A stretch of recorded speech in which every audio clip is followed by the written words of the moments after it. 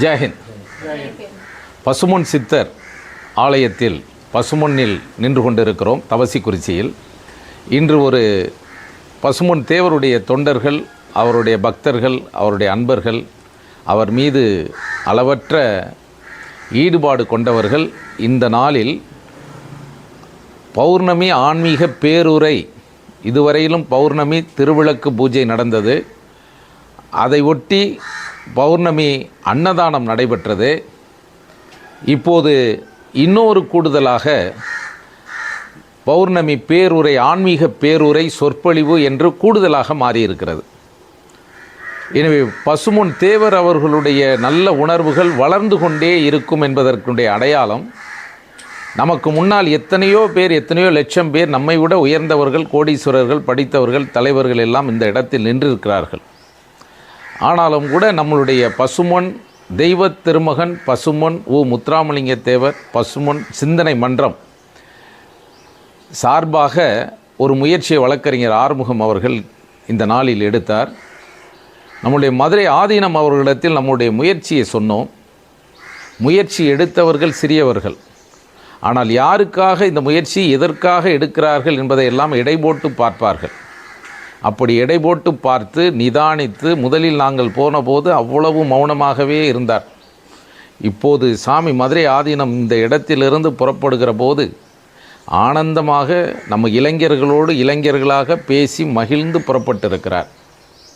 அதற்கு காரணம் இந்த இடத்தில் ஐயா பசுமொன் தேவர் அவர்கள் அவருக்கு கொடுத்த மகிழ்ச்சி. நாம் இப்போது இந்த இடத்தில் நின்று கொண்டிருக்கிறோம். காலையிலிருந்து இதற்காக பல்வேறு முயற்சிகளை எல்லோரும் செய்திருக்கிறோம். ஒரு பக்கம் இந்த விளக்கு பூஜை செய்கிற பூமிநாத தேவர் பக்கத்தில் இருக்கிறார்.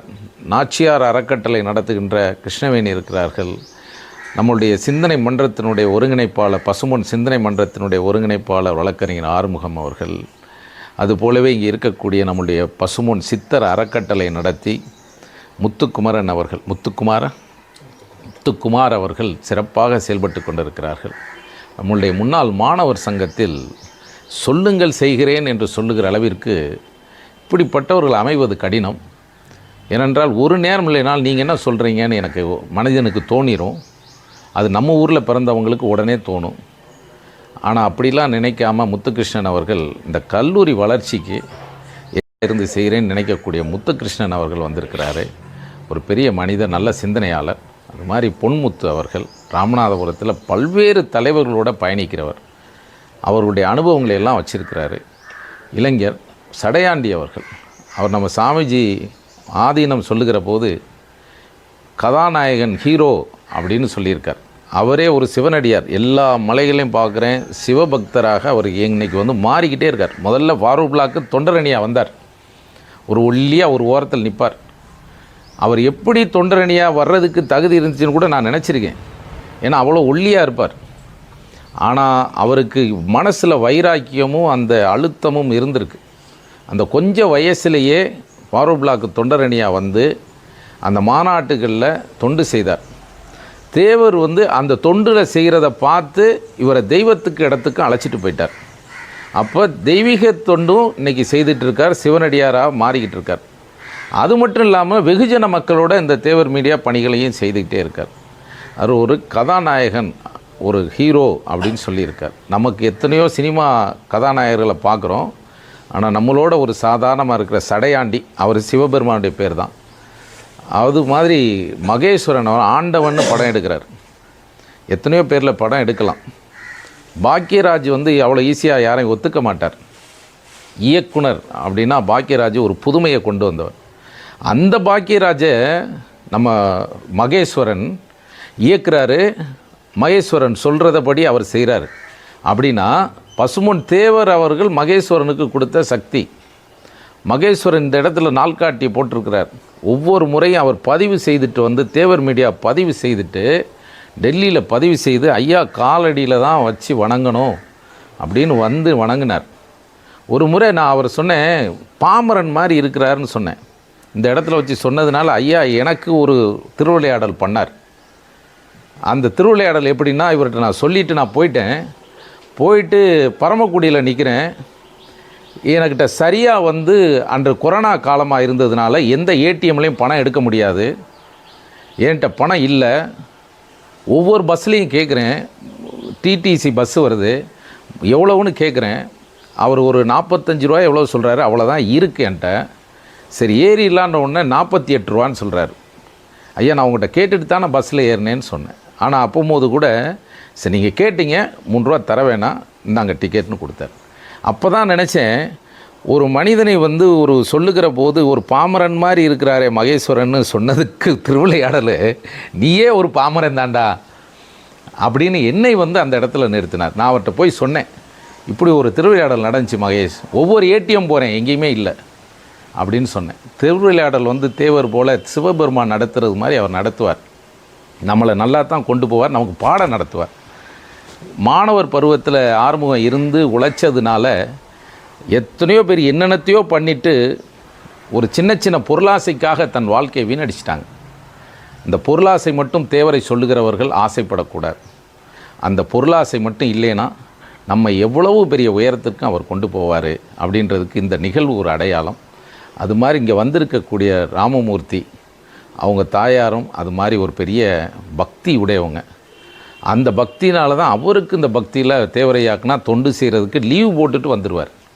அப்படி ஒரு தொண்டர்களை எல்லாம் தேவர் பெற்றிருக்கிறார்னு சொல்லி இந்த நிகழ்வு வந்து மதுரை ஆதீனத்தை அழைத்து ஆன்மீக பேருரை நிகழ்ச்சியை சொற்பொழிவு தொடக்க விழா இந்த நாளில் நடந்தது. திருவாதிரை தினமாகவும் இருந்து நிகழ்ந்ததனுடைய பெரிய மரபை தொடங்கி வைத்திருக்கிறோம். இந்த மரபு ஏற்கனவே இருந்த மரபு தான். அந்த மரபு கொஞ்சம் இடைவெளி விட்டு போனது. அது ஒத்தையடி பாதை போல இருந்தது. அந்த பாதையை கொஞ்சம் பெரிசாக்கி எல்லோரும் வெகுஜன மக்களும் பயணிப்பது போல அந்த பாதையை பெரிதாக போடுவதற்குத்தான் மதுரை ஆதீனத்தை அழைத்தோம். அவர் அவ்வளவு சந்தோஷமாக போகிறார், அவ்வளவு மகிழ்ச்சியாக போகிறார். நம்ம ஜனங்களுடைய அன்பை யார் ஒருவன் உணர்ந்துட்டாங்களோ, நான் பார்த்தேன் ஒரு முறை அன்றைய முதலமைச்சராக இருந்த ஜெயலலிதா அவர்கள் கோட்டையில் இளைஞர்கள் நின்றுட்டுருக்குறாங்க. இந்த கோட்டையில் மேலே நிற்கிறான், ஒரு நிமிடம் தப்புனா கீழே உழுகணும்.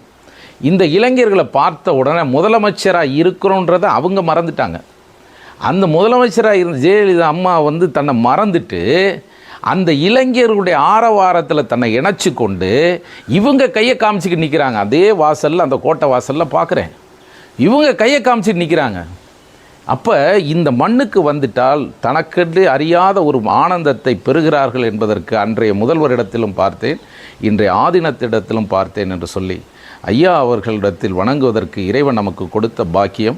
அந்த பாக்கியத்தை பசுமொன் தெய்வீக திருமகன் பசுமொன் உ முத்துராமலிங்க தேவர் சிந்தனை மன்றம் தொடங்கி வைத்திருக்கிறது. அது எனக்குரியதல்ல, ஊருக்குரியது என்றும் ஆறுமுகம் சொல்லி இருக்கிறார். ஐயா அவர்கள்லாம் இன்றைக்கி அவர் நமக்கு சாட்சியாக பக்கத்தில் நிற்கிறாருன்னு சொல்லி இந்த குடும்பத்தை காந்தி மீனால் அம்மா இந்த பெரிய அளவில் ஆலயத்தை நிர்வாகம் பண்ணிகிட்ருக்காங்க. இது பெரிய அளவில் வரப்போகுது, கிருஷ்ணவேணி அம்மாலாம் வந்திருக்கிறாங்கன்னு சொல்லி இது வந்து இந்த நாள் ஒரு ஆன்மீகத்தினுடைய பௌர்ணமி பூஜை, விளக்கு பூஜை அப்படின்னு ஆரம்பித்தோம். அது ஒரு கட்டம். விளக்கு பூஜையோடு அன்னதானம் அப்படின்னு வச்சோம். அவங்க தேவர் மலர்லாம் அவங்க உணவு கொடுத்துருக்குறாங்க. இப்போ ஒரு சில பேர் உணவு கொடுத்துட்ருக்காங்க. இது இப்போ ஆன்மீக தளத்தில் அந்த உணவு கொடுத்தது போக இப்போ அடுத்த கட்டம், 3வது கட்ட வளர்ச்சியாக, அடுத்த கட்ட வளர்ச்சியாக இப்போ வந்து ஆன்மீக சொற்பொழிவு அப்படின்றது வளர்ந்துருக்கு. பௌர்ணமி திருவிளக்கு பூஜை, பௌர்ணமி அன்னதானம், பௌர்ணமி ஆன்மீக சொற்பொழிவு என்று 3வது கட்டத்தை இந்த நாளில் நகர்ந்திருக்கிறது. இதற்கு திருஞான சம்பந்தனுடைய ஆந்தீநகர்த்தர் மடம், இவருக்கு அதனுடைய சீடராக இருந்தவர், அந்த மடத்தில் சன்மார்க்க சண்ட மாருதம் என்று பட்டம் கொடுத்தவர்கள், இப்படி பல வாக்கிலும் அந்த தொடர்புடைய ஆதீனமே வந்து ஒரு மடம் வந்து ஒரு விஷயத்தை தொடங்கி வைப்பது என்பது ஆச்சரியம். அந்த ஆச்சரியம் இன்றைக்கு நிகழ்ந்திருக்கிறது. இது சூரியனும் சந்திரனும் காற்றும் இந்த வான்வெளியும் இந்த பூமியும் பஞ்சபூதங்களும் சாட்சியாக நின்றிருக்கிறது. அதில் நாமெல்லாம் மனித தெய்வங்கள் என்று தேவர் சொல்லுவது போல சாட்சியாக நின்றிருக்கிறோம் என்று சொல்லி வருங்கால தலைமுறை, நமக்கு முன்னால் இருந்தவர்கள் எவ்வளவோ செய்திருக்கிறார்கள், பின்னால் வரப்போகிறவர்களும் எவ்வளவோ செய்ய இருக்கிறார்கள். நாம் இடையில் ஒரு சங்கிலி தொடர்ச்சியாகத்தான் இங்கே நின்று கொண்டிருக்கிறோம். அதை சரியாக செய்திருக்கிறோம் என்ற மனநிறைவோடு ஐயா அவர்களிடத்தில் நன்றியை தெரிவித்து, வாழ்க பசும்பொன் தேவர் நாமம், வாழ்க பசும்பொன் தேவர் நாமம், வாழ்க பசும்பொன் தேவர் நாமம், வாழ்க பசும்பொன் தேவர் நாமம். ஒரு நிமிடம்